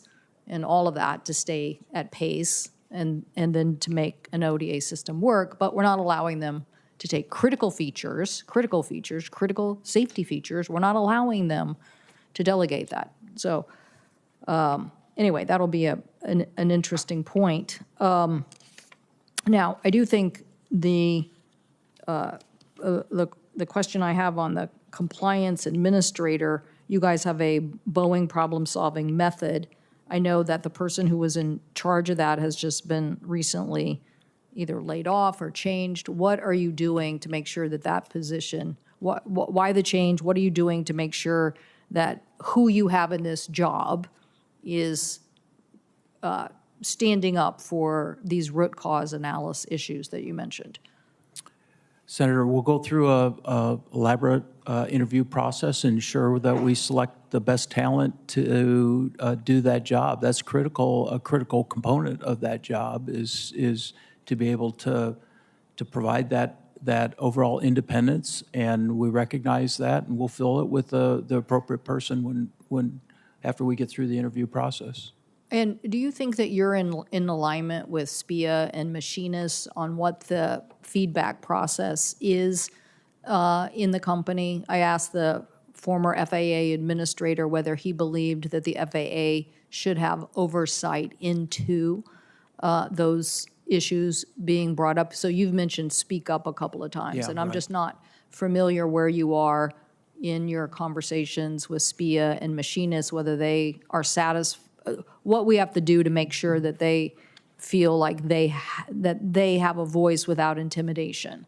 Yeah, I think we're making progress, Senator, in that area. We do a survey to make sure we understand what is the current situation. We've seen 3 times the number of speak-ups in the last year over the prior year, so that gives you an indication that people are feeling comfortable to use the system. We still have culture work to do. I think that there probably are people in the organization who say, I'm not sure I feel comfortable about utilizing the system. And we continue to work on that to make sure that everybody feels comfortable utilizing it. But we are seeing improvements. We also have improved the system so it's easier to use. And I think that's helping as well. Well, I think going back to the expert panel report, they were saying that the processes on SMS are not, I'm quoting now, structured in a way that ensure all employees understand their role, and the procedures and training are complex in a constant state of change, creating employee confusion, especially among different work sites and employee groups. So I think this getting this employee input, and then what would you say about the FAA having some insight into that? Listen, this committee is, we're having a very big discussion with both FAA and NTSB on trend reports. The the NTSB is identifying a lot of trends, and we're saying, well, why FAA aren't you paying attention to the trend reports? In fact, we also mandated, a requirement that they publish a trend report every year so that we can see what the NTSB thinks are those trend reports. So are you committed to the FAA having some insight into that, that process, whatever it becomes, where the machinists and SPIA members can speak up and the FAA can have some insight into that? Yes, Senator, we're absolutely committed to that. And I've talked to the FAA, I've talked to Chairman Hamandi from the NTSB to make sure they know that we'll be transparent and provide them the information to allow them to do that. I think Chair Hamandi has publicly said she believes the next accident is lying in the data and that we need to do a better job of analyzing the data. We've stepped up our in-service data collection process for our airplanes in service so we can do just that, start doing more data analytics on what we're seeing, identify trends before they become incidences. And I think what she says is absolutely right. And we need to be transparent. The industry needs to be transparent. Thank you for that. On this data. I see my time has expired to go to the next round, but that is a change. What you just said is a big change, is it not? The in-service data analytics. Yeah, Senator, this is a massive change that we've been making in the company. We've talked a lot about manufacturing changes, how we build the airplane, how we design the airplane, but it's also super important that we pay attention to how the airplane is being operated, how it's being maintained, and we have the ability to collect a lot of that information from our customers and look for trends, use artificial intelligence algorithms to help us sort through that data and find trends and then go address those trends. And those trends could result in changes to the airplane or changes to the training or changes to the maintenance processes, whatever the corrective action, it's important that we do that. Well, I actually believe that you could do a better job at analyzing that information faster and getting that to your engineers that give them data to think about things. And so I think that's a very, very important change. And I also just, as my colleague was asking about trade, I'm not going to ask you about that, but I would just point out that the world demand for airplanes is 40,000 planes over, I think, the next 10 years. So the race is on. Yeah. So I really appreciate you getting the safety right. Thank you. Senator Markey. Thank you, Mr. Chairman, very much. I first want to offer my deepest condolences to the families of the victims of the Boeing crashes who are here today. Thank you for being here. And we're going to remember your family members every day that we're working on these issues. Your courage in fighting for a safer aviation system is inspiring, and it is going to make our committee accountable to you to make sure that we do the work that you want to see put in place for every family that flies in our country and around the globe. So I'm very grateful for your incredible work on these issues, and thank you for being here. Mr. Ortberg, thank you for being here today and your work over the past several months to improve Boeing's safety culture and improve lines of communication with workers. I want to discuss that safety culture and the importance of labor representation in key engineering decisions. So I want to get straight to the point. Mr. Ortberg, does Boeing currently have a single representative of workers on its board of directors? No, sir. Do you agree that it's a problem that the engineers and aerospace professionals responsible for designing and manufacturing the planes are excluded from boardroom decision-making?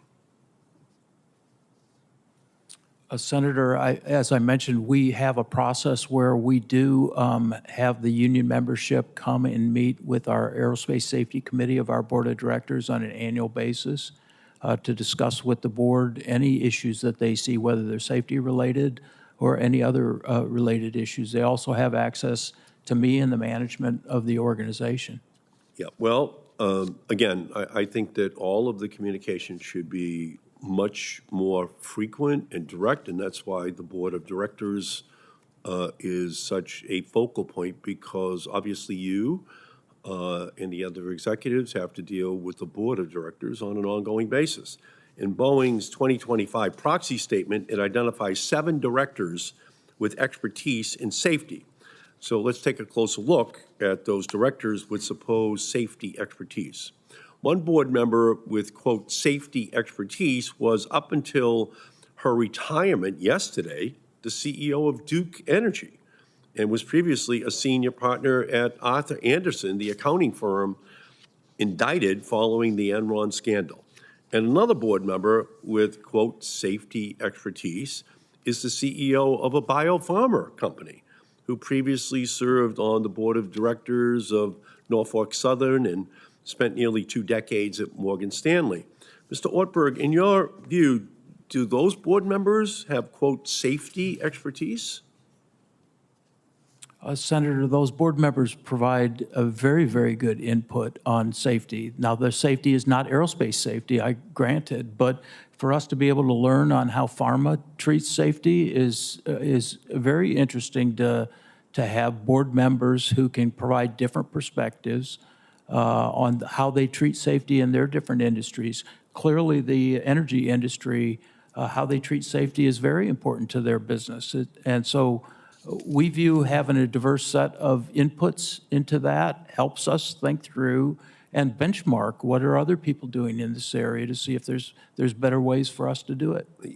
In my opinion, using that as the criteria, Duke Energy or biopharma, makes every person in America a safety expert. They could bring the perspective of their industry into your boardroom. And I just think that that's absolutely not accurate, that there has to be a particular expertise about the aerodynamics that are at the heart of your industry. And that's a very, very specialized kind of safety knowledge. So there's no way that these board members should qualify as safety experts any more than any other industry should.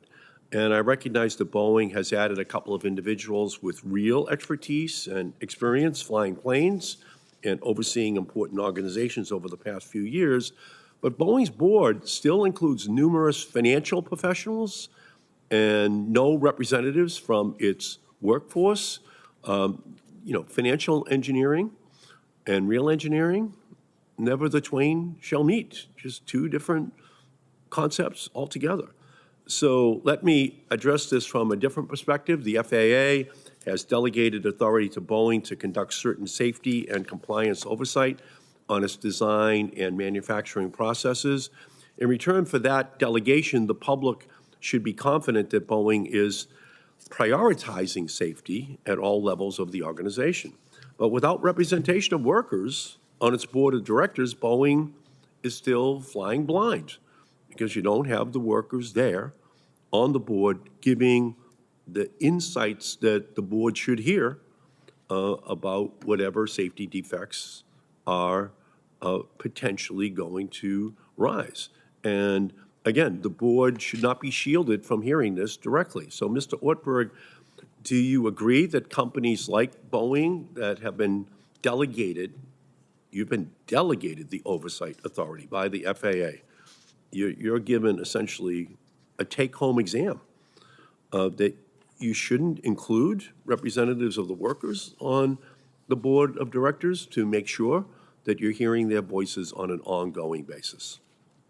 Senator, at every board meeting, we have an Aerospace Safety Committee meeting that goes through all safety-related issues. That input comes from anywhere in the company, including our labor workforce. So I do believe that the message is coming through. I think the message is analyzed, and the board takes it very, very seriously. Well, from my perspective, that's not enough. That the board members themselves should be hearing from a worker with expertise in safety issues. So they're hearing it directly in every board meeting, what the concern is that workers may have. And I think it's a fair trade, to be honest with you. Boeing receives some authority to self-regulate while creating structures on its board to ensure that it is prioritizing safety and not profits. And that's why today I am introducing the Safety Starts at the Top Act, which will require major aerospace manufacturers that have been delegated regulatory oversight from the FAA to include multiple labor representatives and safety experts on their board of directors. Safety must start at the top, and the top is Boeing's board of directors. Safety must be in the room. Expertise must be in the room, and I'm looking forward to working with my colleagues to ensure that that kind of representation is on the board. And I thank you, Mr. Chairman. I thank you, Mr. Chairman, for your indulgence. Senator Markey, thank you. Senator Rosen. Well, thank you. I really appreciate that. And I want to thank the chair and ranking member for holding this really important hearing today. And last year, this committee held a hearing to discuss the findings and recommendations issued by the Organization Designation Authorization, ODA, the expert review panel. In that hearing, I asked a question about how the ODA report found that input from Boeing's pilots were neither consistently nor directly delivered to the highest levels of decision makers in the organization. I believe it's essential to make sure that pilots have a seat, not just in the cockpit, but at the table, so that we ensure their expertise guides and enhances airline safety.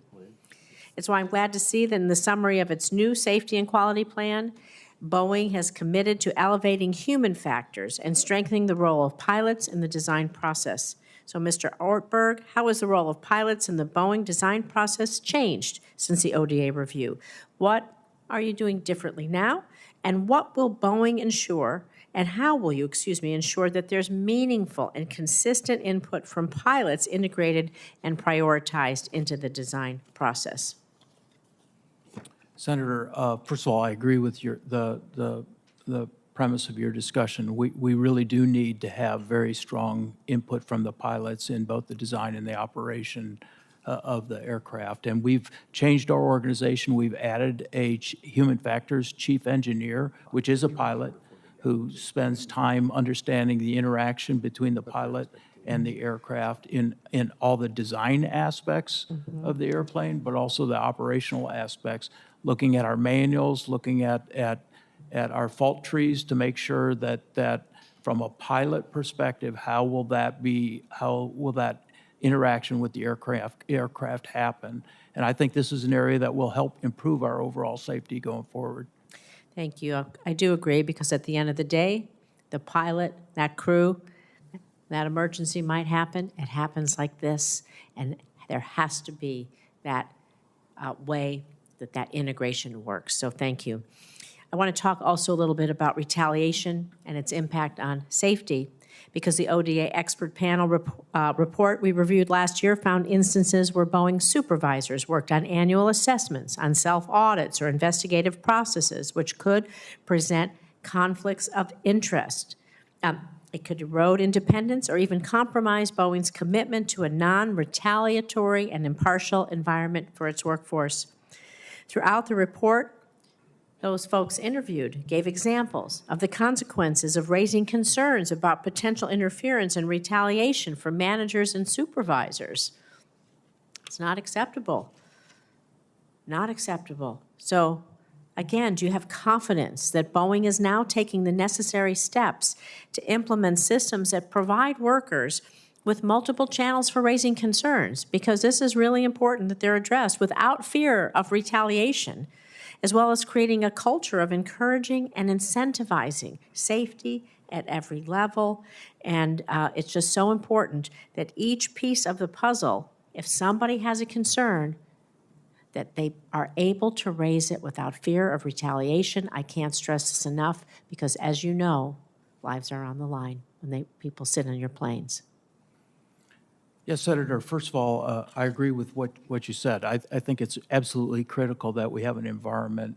We did take the feedback from the report, and we've changed our organization structure to address that specific issues, so we provided more independence for the ODAs, and they don't have a situation where someone's providing a performance review that could provide apply pressure to them. So I think we've sincerely addressed the concerns that were outlined in the report.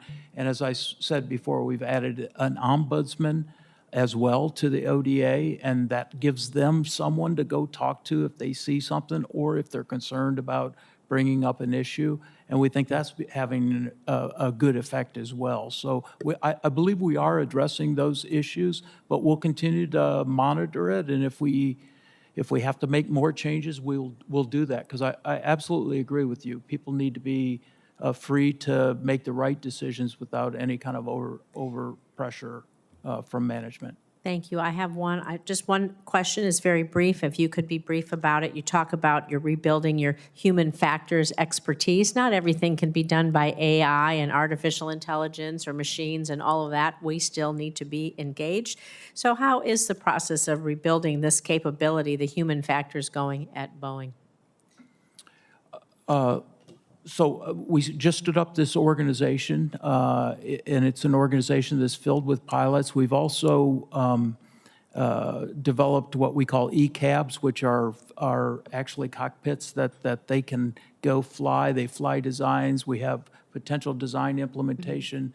They go fly those to look and understand what the pilot implication is early in the design phase so that they can drive human factors related requirements into the design, and we don't have to deal with it later on after the design is done. So I do think we're making really good changes to get more of that upfront in the design development process, and we're filling this with world-class people who are very expert at flying aircraft. Yeah. Thank you. I yield back. Thank you, Senator. Senator Blunt-Rochester. Thank you, Mr. Chairman. And really appreciate the convening of this hearing. On behalf of the families who are before us, as a senator who represents individuals who perished in the most recent flight in Washington, D.C., this hearing about aviation safety is critical to all Americans and in our ability to have confidence in flying. And so, Mr. Ortberg, thank you so much for taking the time to speak with me prior to the hearing as well. I want to focus my questions on workforce. And I served in the state of Delaware as head of state personnel. And so I understand the challenges and the importance of hiring, firing, retention, culture, as you've talked about. The fact that we have an aging population in this country, and that really impacts retirements and our workforce planning and succession planning. Boeing's workforce, its engineers, its machinists, safety inspectors are the backbone of the company's ability to manufacture safe and reliable aircraft. However, recent safety concerns and production delays, coupled with over 4,000 layoffs in November and December of 2024, suggests that Boeing's workforce may not be adequately supported, trained, or staffed to meet the company's own quality and safety commitments.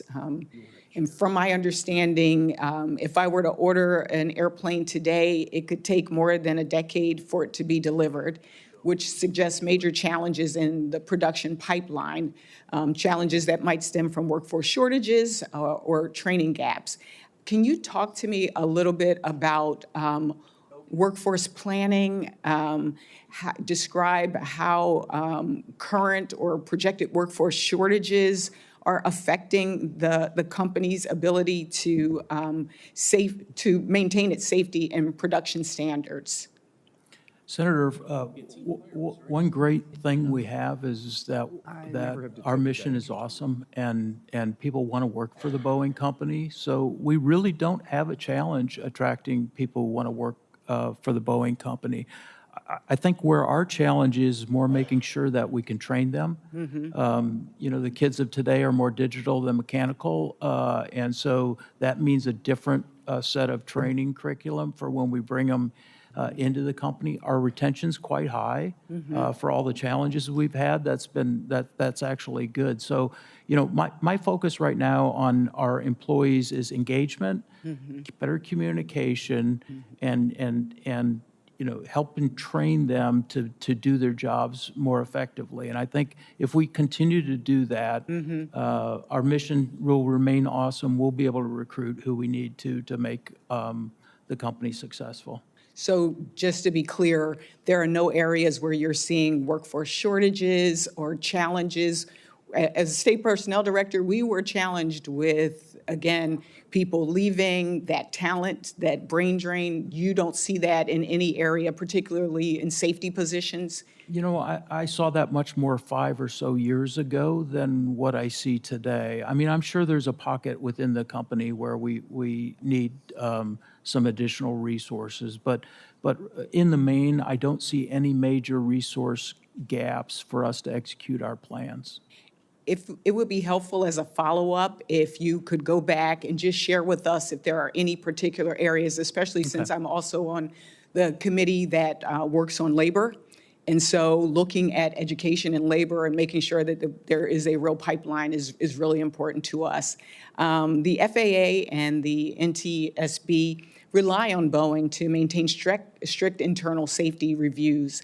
However, every company has employees that make difficult workforce decisions, such as retiring and seeking other employment. So again, just ensuring that your new hires are even trained. Can you talk a little bit about how you're adequately training new hires to prepare them to uphold your safety commitments?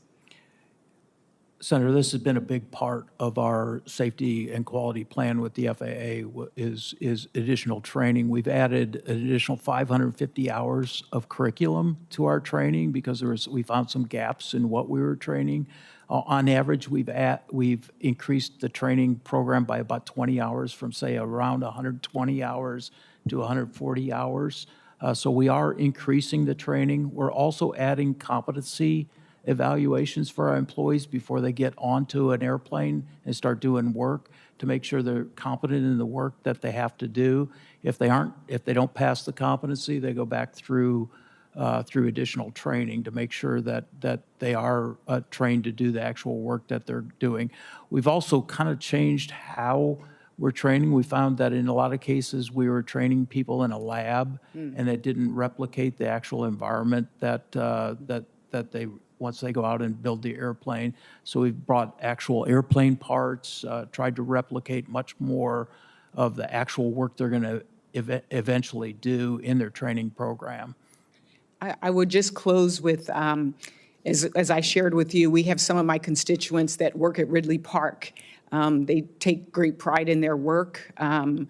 They've been fortunate to have good leadership, union leadership as well, that have advocated for fair wages and safe working conditions. And I would love to follow up on your relationship with labor unions, and particularly with increased automation and global competition, just the concrete steps that you've taken to protect and sustain union jobs for the long term. Thank you, Senator. Senator Young. Thank you. Thank you, Mr. Chairman. Mr. Ortberg, great to have you here today. I appreciated the phone call we had just days ago, and want to learn more in coming days, weeks, and months as it relates to your new strategy for improvement. But you've done a good job answering questions today.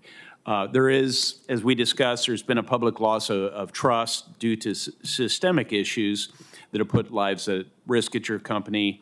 I get the sense from our conversation and also your answers to questions today that you realize this, you're committed to changing this, and we are here to the extent we can be constructive in that effort, either critically or supportively in making sure you succeed. Relatedly, AI, automation, and data analytics, I keep hearing have the potential to revolutionize production, not just in the aerospace industry, but also seemingly every other facet of life and certainly manufacturing. I'd like to understand what concrete steps Boeing is taking to ensure that these tools of the digital economy aren't just in place, but are going to make a measurable difference in preventing defects, predicting failures, restoring public confidence in your aircraft. Has Boeing integrated AI or automation to detect defects before planes are delivered to customers? And if so, how effective has it been so far?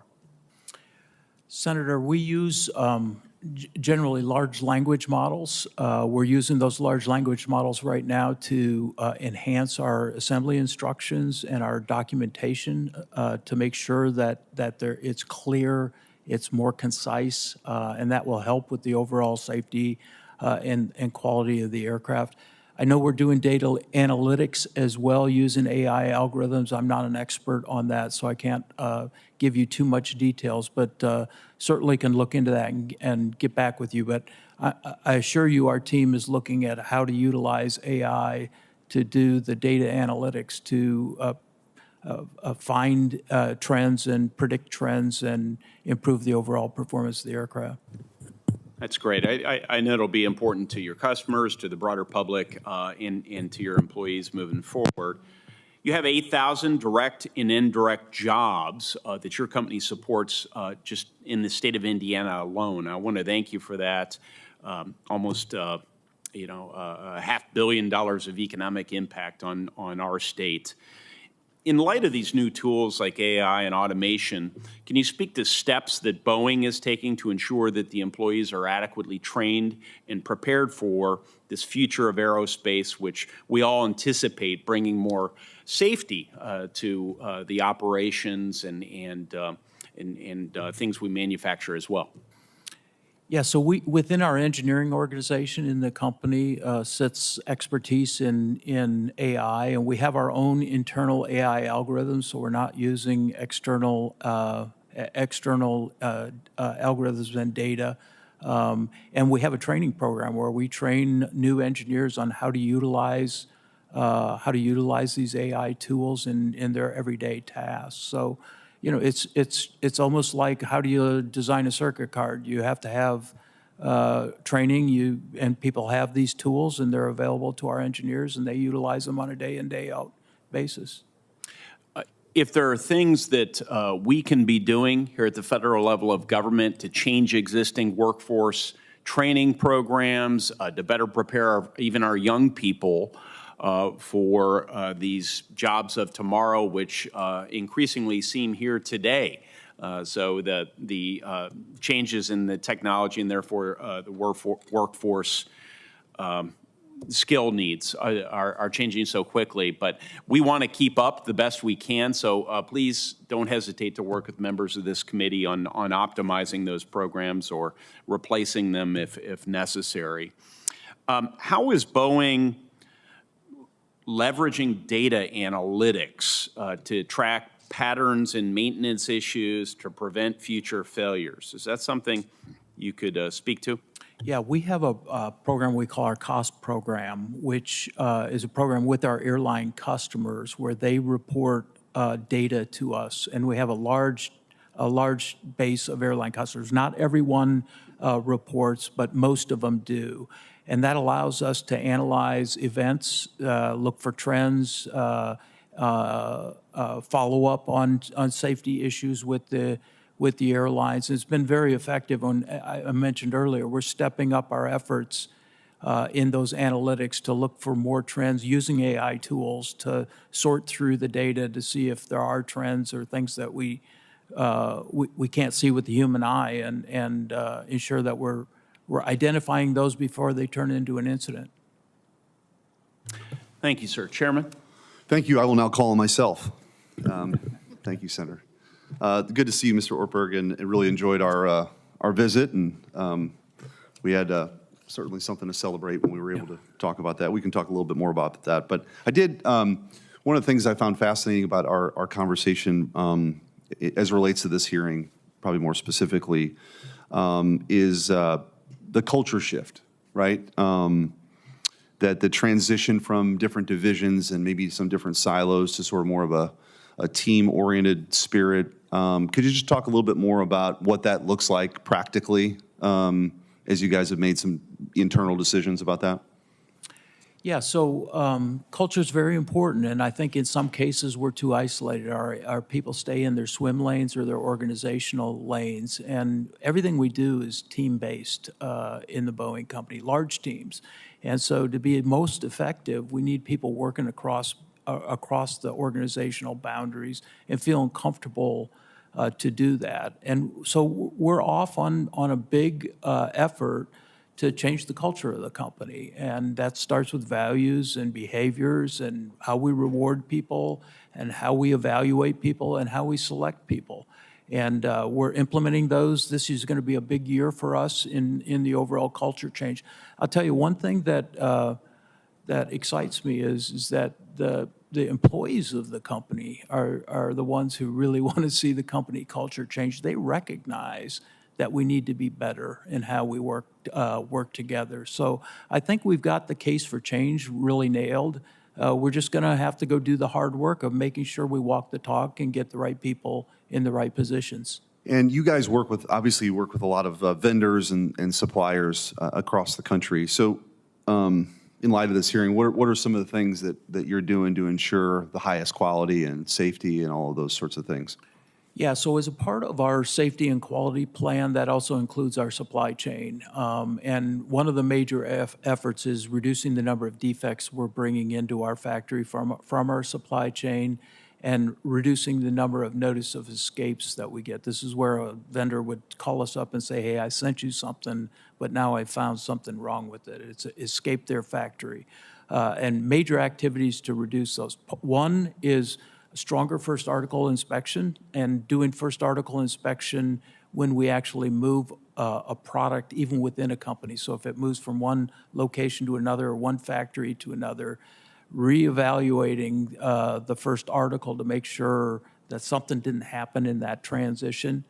We have 1,000 activities underway or 1,000 vendor engagements underway right now to improve their overall performance and safety and the quality of the deliveries from our supply chain. And we are seeing better performance. I mentioned earlier the fuselages that we get from Spirit Aerosystems. We've seen a 56% reduction in the number of defects that we're having to do repair on in our factory facilities. And we got more work to do there, but I do think the getting to root cause and getting these defects out of our supply chain is just as important as getting them out of our Boeing production system. Well, switching gears just a little bit to something that obviously hits home. I also serve on the Armed Services Committee, and you know, the Next Generation Air Defense or our dominance, the program was, whether or not the administration was going to move forward was sort of paused in the previous administration. And then the selection of what that next gen fighter was going to look like. We got some clarity about 10 days ago, and I couldn't be more thrilled. Of course, St. Louis is the sort of the hub of the operations on the military side, and we're building the F-47. It's thousands of jobs. I know everyone is very excited about that, not just for our country, but in Missouri. Could you just talk a little bit about that program and how you see that playing into this architecture of our national defense? Well, first of all, this contract award is very, very, very important to the Boeing company. In fact, I'm going to St. Louis tonight to go congratulate the team on this very, very large win, and we're honored to be given this opportunity. Our fighter business in St. Louis is historically legacy fighters, the F-15, F-18. As you know, the F-18 is reaching towards the end of its life. So this is an important program for us to continue our fighter franchise in St. Louis, and will create jobs and opportunities for a long time coming. So we're very pleased to have that. It's generational. We're happy about that as well, and look forward to working with you on that and so many other issues. Mr. Chairman. Thank you, Senator Schmidt. Mr. Ortberg, the FAA has played an integral role in solidifying a safe approach to production adjustments at Boeing following the Alaska Airlines Flight 1282 incident. As Boeing continues to monitor its KPIs and begins to increase production as appropriate. It will likely grow more autonomous in its internal oversight. As Boeing regains autonomy and eventually increases production caps, how will Boeing guarantee safety without enhanced FAA oversight?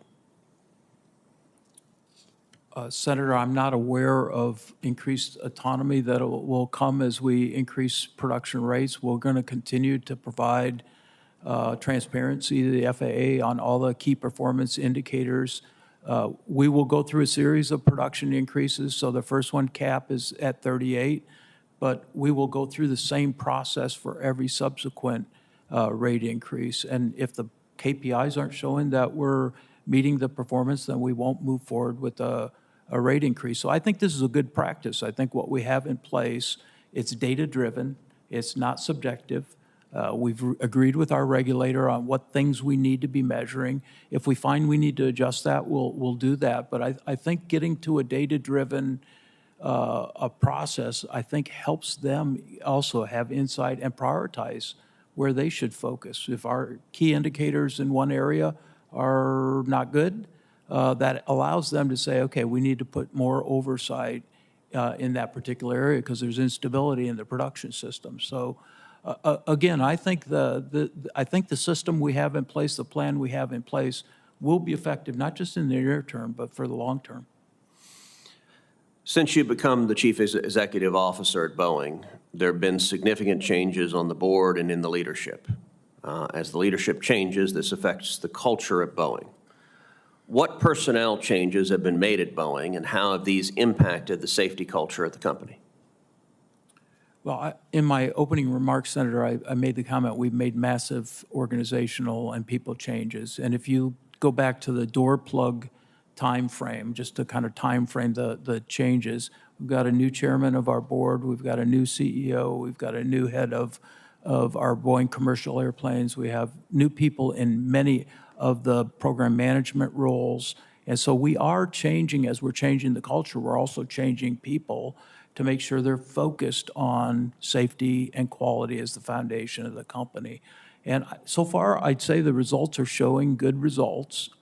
We'll continue to have to refine either promoting different people or bringing some additional people from the outside to help us on our journey. But I think the progress we've made so far looks like we're getting the results we want. Ranking Member Cantwell. Thank you, Mr. Chairman. I just want to ask a couple of follow-ups on the just broader subjects. But one, is the company concerned about a corporate monitor in the DOJ discussions of the settlement with the families of the victims? Are you concerned about that? Do you have a problem with that? No, Senator, as I'm sure you're very aware, we had an agreement with the DOJ. We reached an agreement which did include a corporate monitor. That agreement was not accepted by the courts, and so we're in the process right now of going back with the DOJ and coming up with an alternate agreement. And look, I want this resolved as fast as anybody. We're still in those discussions, and hopefully we'll have a new agreement here soon. Do you have a problem with the corporate monitor? Senator, I don't want to prejudge what the outcome of those discussions is going to be. I don't personally have a problem, no. Okay. On the, I mentioned in my statement thermoplastics. Do you see this thermoplastics as a really game-changing manufacturing technology focus? Is it really what people are saying? Is it really something that we as a nation have to get focused on? By that I mean our skilling of a workforce, test bedding technology, being ready for the next big aviation change. Yes, Senator, first of all, I appreciate your leadership in this particular area, and the hub work that you've done in Washington is very helpful for the Boeing company. Well, the supply chain has done it. We just lifted that up a little bit, yeah. Yeah, no, I think thermoplastics offer a huge advantage for the future, and probably more to streamline the production of aircraft. And so I think it is one of those major important technology areas we should be investing in. And I think that's going to find its way into many applications in the future aircraft environment. But do you see it as something that if we neglect, that we could fall behind in as a nation juxtaposed to other countries? And I mentioned earlier the demand for 40,000 planes worldwide. I mean, that's an unbelievable, if the nation is about 2 million, I think we've come up with this number, 2 million impacted workers in aviation in general. But if you think about what 40,000 plane represents, it's a huge demand increase. But if getting a big part of that means doing the right investments in innovation, and we've always looked at this and said, like, get the safety right, focus on the innovation. Right. Don't cut the safety person who's just doing this inspection on these critical parts. Go get the innovation right. So is it really that big of an innovation sea change, I guess, is the question, juxtaposed to that demand? Or could we wake up in 5 years and find ourselves way behind? Senator, I think in general we are a little behind. I think Europe has invested probably more than we have in general in this particular area. I don't think we're behind in a way that we can't recover. I do think it's an area that we need to continue to have overall focus, not just as the Boeing company, but in terms of new technology evolution within the country. And I think thermoplastics is an area that can differentiate in a lot of different product applications. So I support your efforts for sure. Yeah. Well, and I'm just, again, on the workforce side, this is a big opportunity for a lot of jobs in the United States, is it not? I mean, aren't you continuing to grow? Yeah, I think so. I think what you'll see is thermoplastics will replace typical metal applications, and as you know, how to do that's a totally different manufacturing process. So we'll have to learn how to do that. We'll have to train a whole different kind of application, a different workforce to utilize thermoplastics. And so, I think we're on that journey, but we've got a lot of work to do. Thank you. Thank you, Mr. Chairman. Thank you, Mr. Ortberg. Thank you for your testimony here today. Senators will have until the close of business on Wednesday, April 9th to submit questions for the record. The witness will have until the close of business Wednesday, April 23rd to respond to those questions. This concludes today's hearing. The committee stands adjourned. Thank you.